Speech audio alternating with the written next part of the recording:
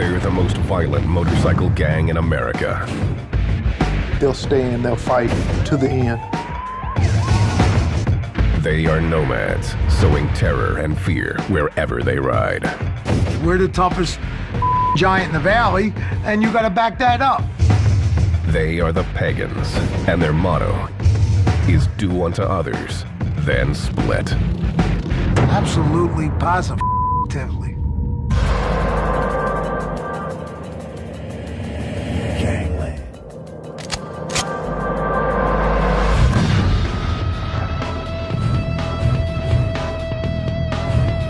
Pennsylvania. From its steel mills to its sports teams. This is blue-collar country, where people have been molded by harsh city streets and a Puritan work ethic. Its largest city, Philadelphia, has always identified itself with tough working-class heroes, like favorite son, Rocky Balboa. Philadelphia has a reputation of being a tough town. You know, their fans are tough. They like to see their sports teams win, and when they don't, they're not happy. The city of brotherly love can be anything but. The criminal underbelly of Philly has always been evident. Jimmy D, who's ridden these streets as a pagan, knows it well.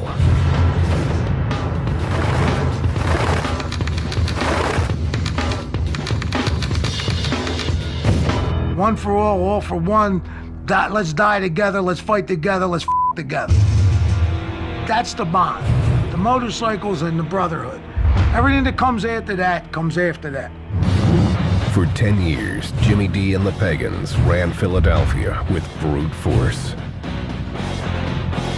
It's always been pagan territory, always been their turf. They've always let other biker organizations and biker gangs know that this is our place. The Pagans are a one-percenter club that proudly proclaims its outlaw status.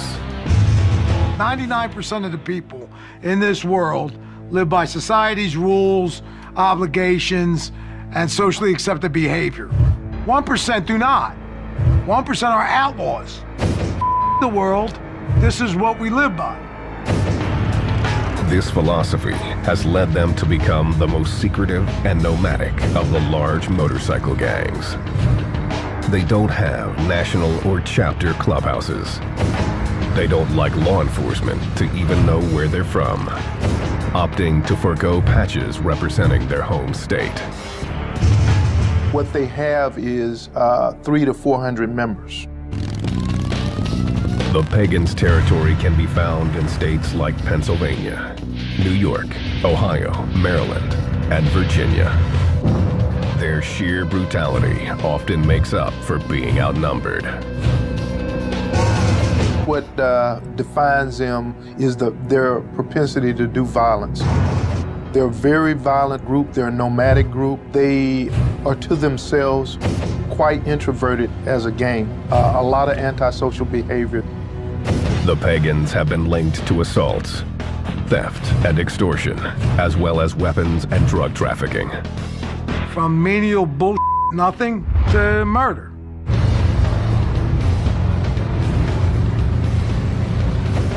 Jimmy D is proud of his life as a one-percenter. He joined in 1972, giving up a college football career to pursue an outlaw lifestyle. What happened was I was working in a gas station at night when I was going to college. At 3 a.m., there's only two people out, cops and robbers. So the Pagans would roll in after the bars closed on their motorcycles. I got to meet them, know them. One thing led to another. Jimmy D's life took a turn toward the dark side. That's when he developed what he calls his jacket. The violence in my jacket is part of being a pagan. Most of that was barroom brawls, inter-club wars, bikers against bikers. All of that is part of being a pagan. That's everyday life. Bottom line is, you don't take crap from anybody. Denny asked to have his identity concealed.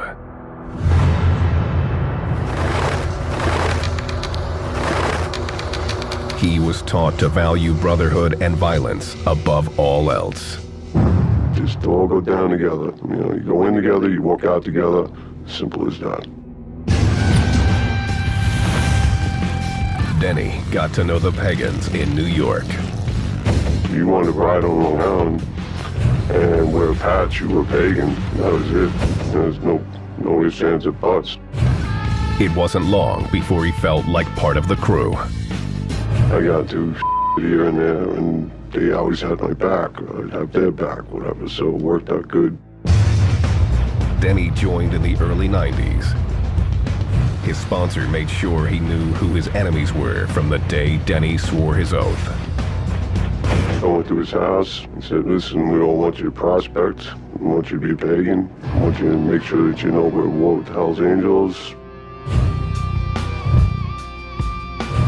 The Hells Angels are the Pagans' mortal enemy and the largest motorcycle gang in the world. Denny never forgot it, becoming a loyal and effective soldier in the war between the two gangs. You ever smell old blood?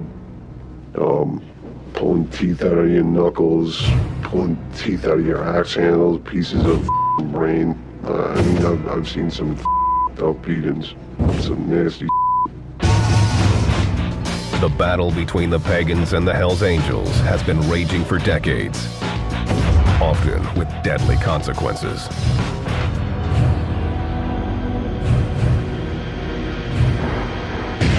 February 23rd, 2002, Plainview, New York.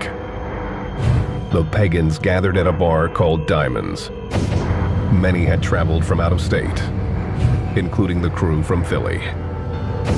Dave Henenlotter, a Nassau County detective, was there that day. You had guys from all over the regions coming. Some of them didn't even know why they were coming up. They were told, hey, we're going on a run, you gotta go to Long Island. A run is a trip the gang takes together. This run was a mandatory, meaning the gang didn't have a choice. Mandatory is someplace you're going, whether you want to or not, whether your wife's having a baby, whatever's going on, you're going.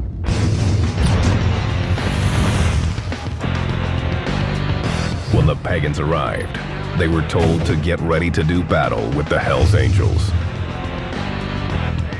Their enemies were holding a tattoo and motorcycle convention called the Hellraisers Ball at a nearby convention center. This was the first event that the Hells Angel had sponsored in Nassau County. The Pagans felt it was an insult for the Angels to be holding an event on Long Island, a pagan stronghold. They wanted revenge and knew they'd have to pay a price to get it. Some of these guys wrote their wills. They wrote wills on napkins. One guy, he left his motorcycle to his daughter. You know, so these guys prepared themselves because they didn't think they were coming back. The Hellraisers Ball was open to the public, meaning there were plenty of women and children mixed in with the gang members. Henenlotter was doing surveillance at the event. I was in there with a camera. I was in there like a regular civilian, taking photographs. This man, Detective Smith, asked to have his identity concealed. He was working undercover with the New York State Police at the event. There were more than 300 people, and outside there were several hundred or more. Everything was real calm. There was no problem until Pagan showed up, and all hell broke loose. Henenlotter was outside in the parking lot when the altercation started. When the Pagans came up, they parked their cars along here, and they got out and they walked up here. The Pagans knew it was on because they all came out with clubs. You see them walking in with their axe handles. Detective Smith saw the first Pagan come through the door.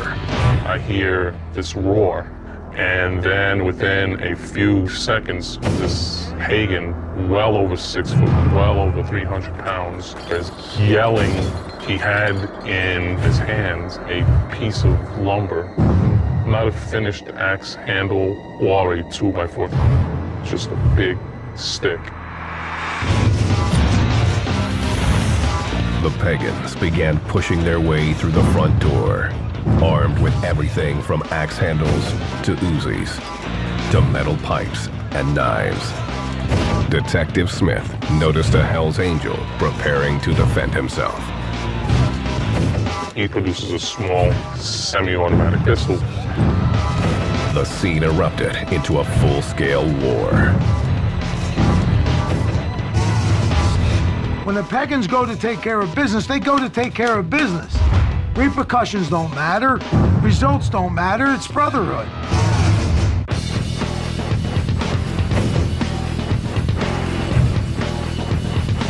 The Pagans pride themselves in being the most violent motorcycle gang in the U.S. These nomadic bikers spread their terror across the Northeast, intimidating anyone who stands in their way. In their culture, they feel whatever they do is correct because that's what's been instilled in them. If they kill someone, they're killing someone because they felt it was appropriate, because that person had done something against the organization, something against the club. As far as citizens go, you're above them. As far as guys in other clubs go, you're above them. The Pagan secret code demands that members must be willing to die for each other. No questions asked. If you don't give a then you're the right man for the job.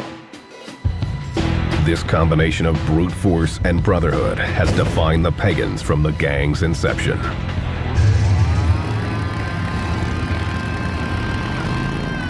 The origins of the club are unclear to outsiders. Some say it started in 1959 in Maryland and claim it was geared to racing motorcycles. The focus didn't last. When we talk about outlaw motorcycle groups, we say gang. While they may have started in the 50s and the 60s as riding clubs, they did progress into traditional organized crime. For the Pagans, the change took place in the mid-1960s under the club's second president, Fred "Dutch" Burhans. Members credit him with making the Pagans what they are today. The president when I started was a guy named Dutch Burroughs. His policy was kill them all. Dutch expanded the club, founding a half-dozen chapters in Virginia and Maryland. The early members wore swastikas to scare people, but claim racism was never a part of the Pagan code. At one point I wore a swastika. It's the power of fear. It's part of getting the public's attention. Don't get me wrong, there's racists in the Pagans, there's racists everywhere. During the early 1970s, Jimmy D and his brothers loved nothing more than riding, partying, and sleeping with as many women as possible. If there wasn't group sex, I never would have joined the Pagans. It was one big orgy. Everybody get naked and jump in a pile. The Pagans, led by Dutch, expanded north into Pennsylvania and forged an alliance with another outlaw biker gang known for violence, the Sons of Satan. The club's leader was John Vernon Marin, aka Satan. Then, in 1975, Dutch was shot and killed in a domestic dispute in Virginia. Satan folded his gang into the Pagans, and Philadelphia became their headquarters as they slowly took over the city. There was a club called the Dragons. There was a club called the Warlocks, the Breed, the Wheels of Soul, the Thunder Guards. These were all clubs in Philadelphia. The Pagans shut them all down. The Pagans' violent nature took root, and they became known for their quick tempers. You'd be in a bar and one of your boys will get into some shit and you don't know what it's about. You're that and you take care of it. To finance their way of life, the gang got into the drug trade, focusing on methamphetamine. The Pagans control the meth in Philly, always have, always will. Jimmy D knew meth was the key to the gang's continued growth, as evidenced by this surveillance photo, taken of him dealing just 2 weeks after his initiation. Meth is the key drug of most motorcycle gangs, most bikers. It keeps you up, makes you party longer, makes you ride longer. The gang revered those running the drug trade, but the true power lay with the man behind the scenes. The pagans all worshiped them, looked up to them. What they said went. But the guy behind them was the cooker. The guy who made the meth called all the shots. The Pagan's cooker was an outsider who they called a citizen. Before me, the club dealt with citizens, non-club members. They were the ones making the meth, actually mob guys. I learned off of a guy named Rock and Roll. He was a meth cooker. He was hooked up with the mob. He was at the time the best. Jimmy D knew it was time to make his move. I saw where I wanted to go. I just started climbing. I went up to be from a nickel and dime dealer to an ounce dealer to a half a pound dealer to a pound dealer to a cooker. In 1979, Jimmy D became the Pagan's Philly cooker. We made Pagan purple. All the meth I cooked was purple. The purple is meth at its purest. To optimize profit, the Pagan's board of directors, known as the Mother Club, cut the drug before selling it on the streets. I cooked the meth, Mother Club got the pure meth. Then Mother Club would cut the drugs as they felt and distribute it through their presidents, which went through the rest of the chapters and on down the line. It went from purple to dark pink to light pink to pure white, because cut is white. And every time you cut it, it got lighter and lighter and lighter. The Pagan's secretive ways meant that only Jimmy D, the cooker, knew just how pure the drug was and what it was cut with. Mannitol, it's a baby laxative. And the best part is, people used to do a line, snort a line of meth and have to go to the bathroom. And when they went to the bathroom, they would come out and go, man, that's good stuff, I had to go to the bathroom. Little did they know it was because they were doing baby laxative. The Pagans cornered the meth trade in Philly. It fueled the gang's growth up and down the East Coast. Due to the gang's oath of secrecy, it's difficult to put exact numbers on the Pagans' size. At the height of their power, the Pagans had 900 members and 44 chapters spread from Pennsylvania to South Carolina, making it the nation's fourth largest motorcycle club. With the size came inevitable conflict with other big outlaw clubs, especially their arch rival, the Hells Angels. The Hells Angels are, the Mercedes of the outlaw biker world. The Hells Angels is probably the top outlaw motorcycle gang in the United States. It's one of the largest, if not the largest, and the Pagans being one of the strongest. But in terms of structure and the criminality that they do, they're pretty much equal there. The Hells Angels were used to getting their way, but found the Pagans could care less. No matter how outnumbered the gang was, they would always throw down. If there's Hells Angels and Pagans, they're gonna fight. If it's just Pagans and Pagans, sooner or later, one of these two guys is gonna end up getting into a fight with each other. So we just like to fight. The Pagans didn't stop at taking on other motorcycle gangs. In 1981, the biggest gang in America, the Italian Mafia, demanded a piece of the Pagans' drug trade. Nicky Scarfo was the boss of the Philadelphia mob. At some point, he decided that we were going to pay a street tax to the mob to be allowed to deal drugs in Philadelphia. He lost his mind when he thought that he could shake down the Pagan Motorcycle Club for street tax. The mob was tired of the Pagans' refusals and tried to pressure the gang by kidnapping a drug supplier. Jimmy D responded swiftly. I then got my crew together from my chapter, went down and started kidnapping their people. On February 26, 1981, Jimmy D kidnapped two made men. In a show of power, he forced them to drive through downtown Philly. We get to Broad and Walnut. The driver, I got a 45 to the back of his head, looks across the street, and there's 4 or 5 cops having coffee. He says to me, if you're gonna shoot me, you're gonna shoot me now. He pulls up on the sidewalk with the cops, thinking they were gonna protect him. Got out of the car and started running. Jimmy D was not impressed and showed no mercy. I got out of the car and shot him in front of the cops. The mobster lived to tell the tale, and Jimmy D was arrested. But his stint in jail would be short-lived. Philadelphia was very corrupt. We had a lot of people on the payroll. I wind out getting out of jail on $750 bail.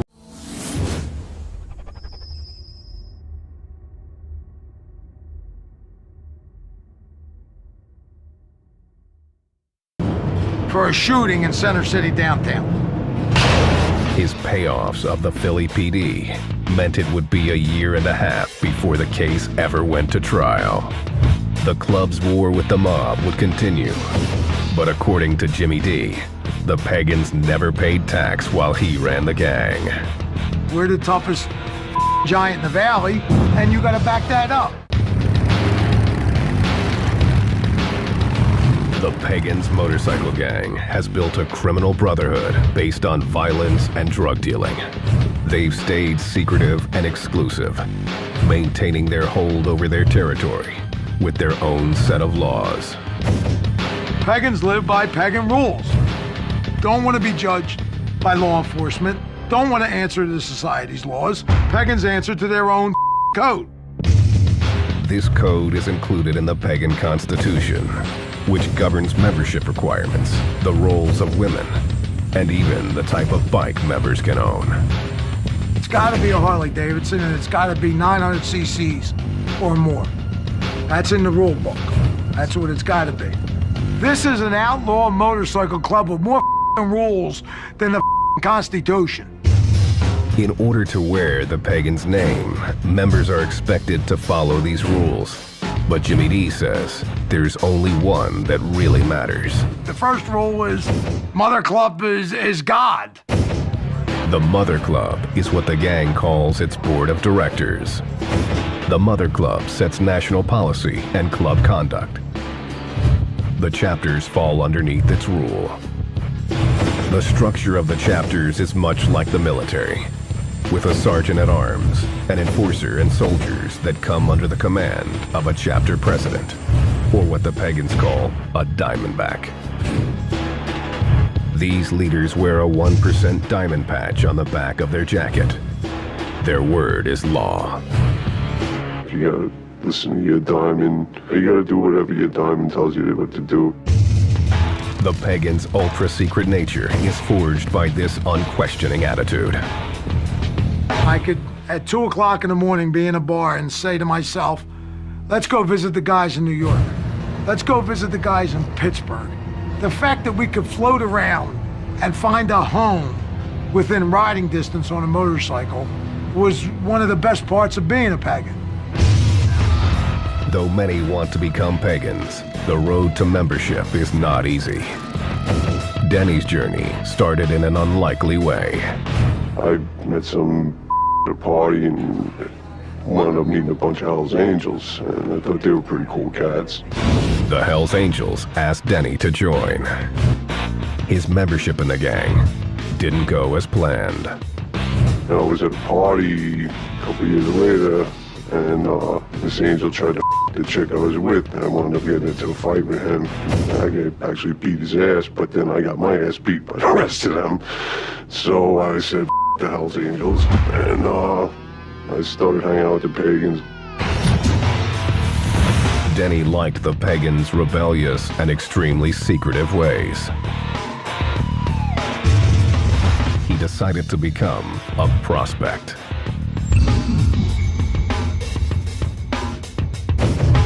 It's a role that gave him many responsibilities with few rights. Any pagan can tell you what to do, but you got boundaries. They won't take the bike, won't with your old lady, he won't with your house. Denny quickly moved from prospect to full member, eventually becoming a gang enforcer. Some guy messed with somebody's old lady or whatever, and they called me and said, listen, can you handle this for me? And I got no problem with that. He often didn't know the details. All he needed was a name.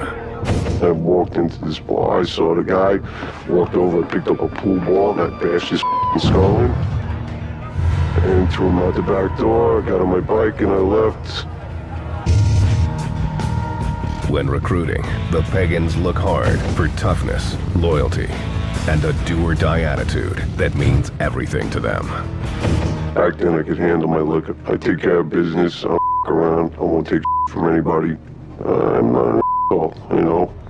The Pagans' code means they also prize men who can keep their mouths shut. The gang has developed its own language to help members avoid the law. Argo means Argo yourself, and none you means none of your business. What those words are used for is, for an example, we get grabbed by the cops. They bring us in. The cops start questioning guys. We just yell Argo Nunya to each other, which means we don't talk. The answer to every question is Argo Nunya. Argo yourself, none of your business. It's a code between each other. The Pagans react when a brother is facing the system, often using their numbers to protect their own.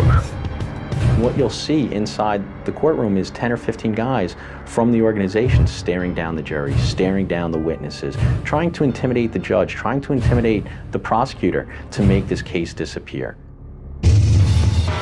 The Pagan way also extends to the women who hang out with the gang. They aren't allowed to be members and are considered property of their men. Women have a property patch, if they're lucky enough to have a property patch. The property patch says property of Jimmy D. I mean, that's my property. It's like my motorcycle or my car. It's my property. I own that. I do with it what I want. You buy a car and want to paint it, you paint it. I got a property and I want to turn her out to the bros to we her.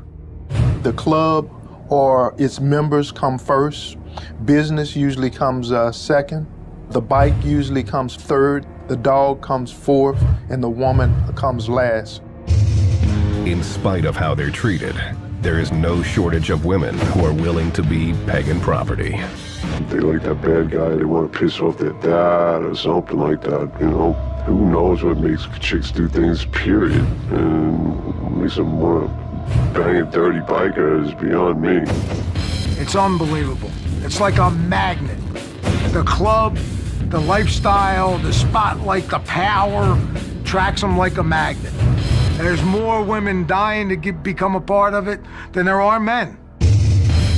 The women often become part of the Pagans' drug trade. The gang will sometimes use them to carry drugs or weapons. Some clubs use women for surveillance. They'll use it for, they use the women for intel. They'll use the women, put them in specific places for jobs.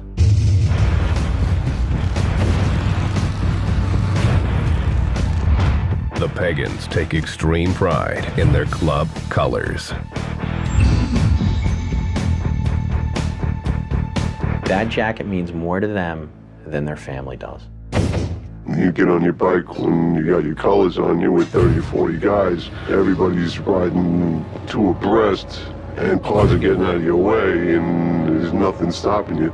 It's like having an extension of your, you know. Their logo is on the center patch of their jackets. The Hells Angels have that death's head that is a made-up character. The Outlaws have Charlie, who has crossed pistons and a skull. It's made-up cartoon figures. The Warlocks have Harpy, who's got a and it's half a man, half a guy. They don't know what it is. The Pagan center patch is Zutar. It's a fire god sitting on the sun with flames around it. Sutar, he kicked the out of all the other gods. He runs hell. He's the man, Sutar. He squatted down real low like that to make all the other gods think he was a little guy. And he jumped up with that big fire stick, which is kind of like an axe handle, bashed all their brains in, and now he rules hell. The Norse myth of Zutar also inspired the gang's favorite weapon, the axe handle. Axe handle was definitely the weapon of choice. Sledgehammer handle works good too. The only thing they don't do is shoot bullets. Pagans are willing to bash heads with no provocation. But the quickest way to earn a beating is by showing contempt for pagan colors. Your colors are the most important thing on the planet to you. No matter what, they have to be protected.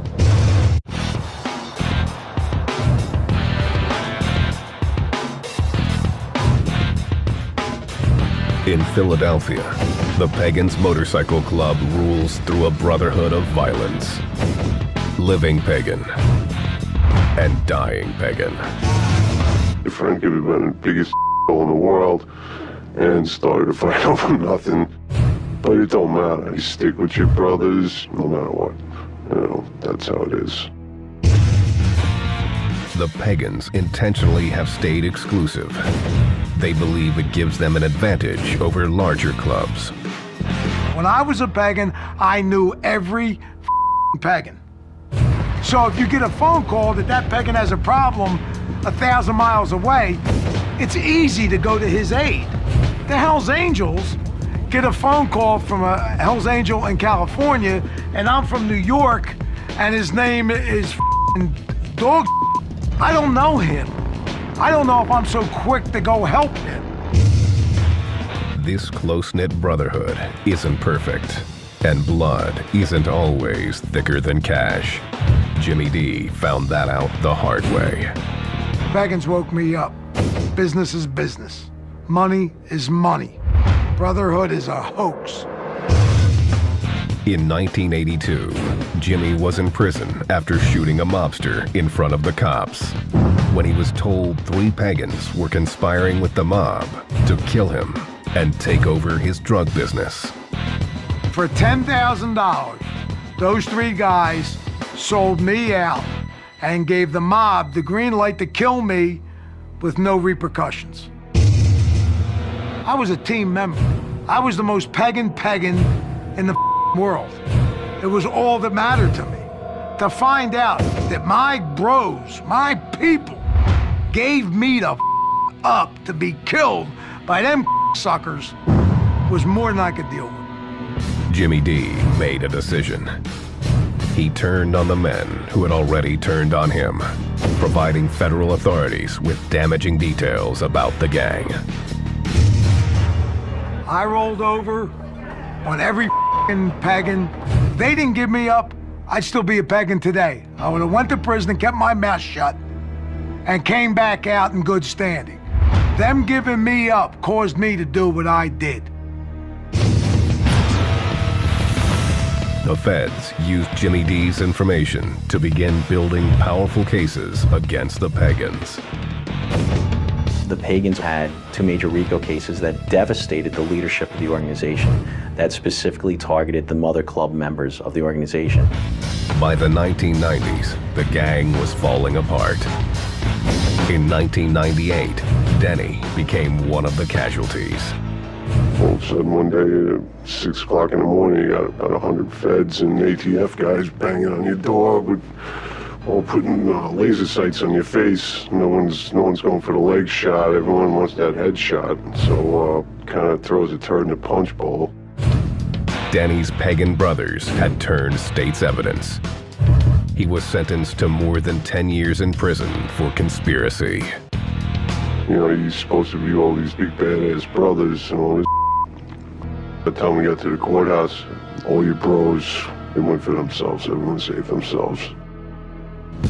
While the pagans were crumbling, their biggest rival, the Hells Angels, were moving in on their turf. By 2000, the Angels had established footholds in New Jersey and New York. When they tried to move into Philly, the pagans knew they had to make a stand. It laid the groundwork for one of the biggest gangland battles in history.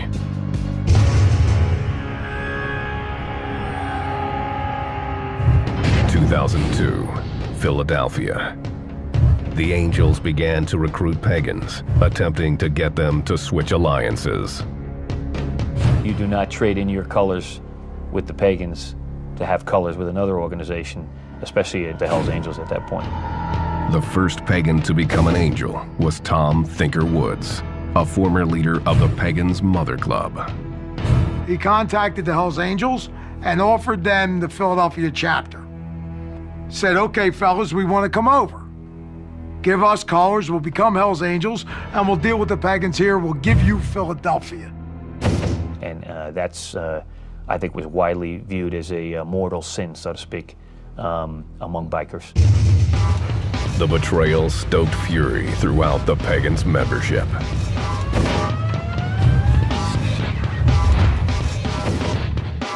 In February 2002, the Hells Angels sponsored the Hellraisers Ball on Long Island.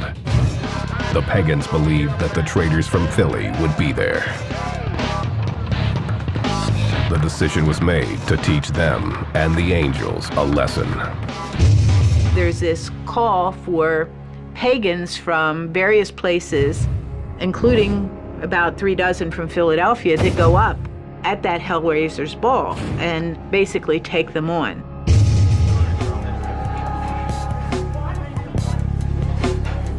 The pagans assembled, wrote their wills, then stormed the public event. You know, 1 or 2 guys, 3 guys got in, and the fight starts, and then more guys came in. It bottlenecked. They couldn't go anywhere because there's no way to get around. The revolving door at the entrance was the pagans' downfall. Only a few members made it inside, and the Angels opened fire immediately.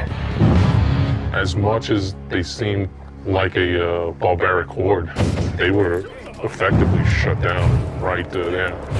One pagan was shot dead on the spot. This undercover agent was standing right behind the Hells Angels shooter. Outnumbered, he had little choice about what to do. If I would have drawn down on this shooter, I'm sure that every weapon in that place would have been turned at me.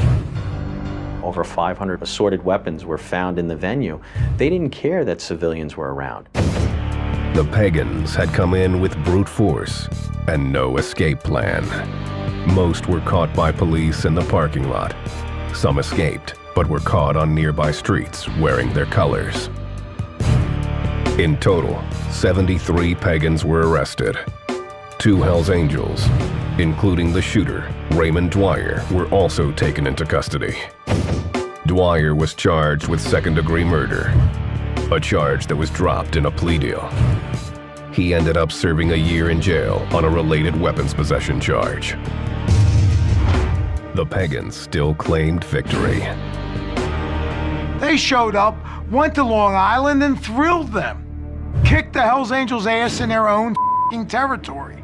73 pagans went to prison. No one talked. Everybody did their time. They went there for club business, and they all came home. They made it crystal clear they will go anywhere, anytime, and take care of business. The war was far from over, and the Hells Angels were hell-bent on revenge. In March 2002, a pagan-owned tattoo parlor was firebombed in South Philly. Police suspected it was a retaliation attempt by the Angels.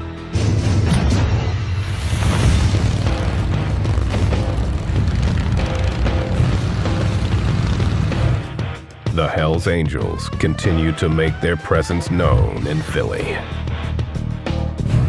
There were a lot of rumors that they were opening a clubhouse, and then bam, it was there. They had a few parties and things like that. The pagans took it as the ultimate disrespect. Well, the pagans did exactly what the pagans were supposed to do. Start shooting them, killing them. Philadelphia. The city had been the domain of the pagans for decades. But the Hells Angels were moving in on their turf, and the war between the gangs intensified. In 2005, the Pagans took the battle to the extreme and murdered the Hells Angels Philly chapter president, Tom Thinker Woods.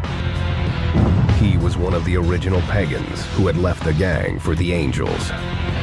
The Pagans followed him and murdered him on the Schuylkill Expressway. Killed him right there. That's when it came crystal clear. The Pagans run Philadelphia. The Hells Angels came to town. He was the president. He was the man. The Pagans killed him dead. No one has ever been arrested for the crime.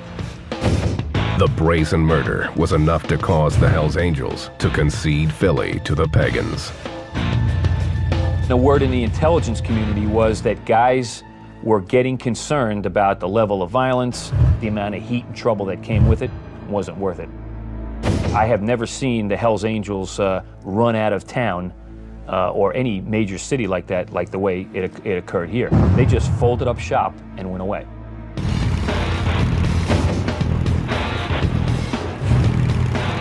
The Pagans have remained unchanged for most of their existence. Violence continues to be their trademark. Just seeing some horrible beatings. You see somebody get hit in the head multiple times with axe handles, and they just never gonna look the same. Unlike the Angels, the Pagans never went for size. Their secret nature keeps them underneath the radar of law enforcement. Today, the Pagans are rebuilding, trying to recruit new members to replace those lost in the battle with the Angels. The Pagans have, over the last 10 years, been in trouble. Other organizations are banging on the door of the Pagans to be as dominant. The Mongols, the Warlocks. I don't see them relinquishing that, not to other rival gangs no time soon. They'll stay and they'll fight to the end. I don't see them turning tail and running. The Pagans have also tried to clean up their image. Jimmy D says it's a cynical ploy. Now, they want to do good. They want to go ride in the front of the pack and go do Toys for Tots at Children's Hospital. What a bunch of bull. We're 1%ers. We're outside the law. We're not do-gooders. A great deal of my friends are either in prison for life or dead, building the name of the Pagans being bad guys. If the Pagans stay secretive, Jimmy D sees plenty of opportunity to build up business and recruit new members, especially while authorities are occupied with more pressing concerns. The government is spending so much money on Homeland Security. After 9/11, they've given the motorcycle groups a green light. Now's the time to do it. All the money's donated to 9/11 and Homeland Security, and the fellas are running wild. If this took place during my era, I'd be a multi-gazillionaire. Jimmy D was put on the gang's hit list and says he's done with the Pagans. I washed my hands with the club.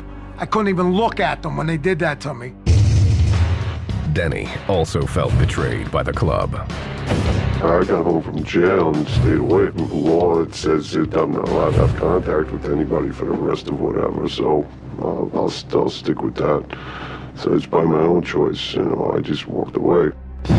He says the way it ended still bothers him. You know, you build up this thing that's what it is, and then a couple of rats gnaw the balls off it, and it's gonna kill you. You know, it's gotta screw with your mind somehow. Those who remain Pagans will always live by their own code, no matter what.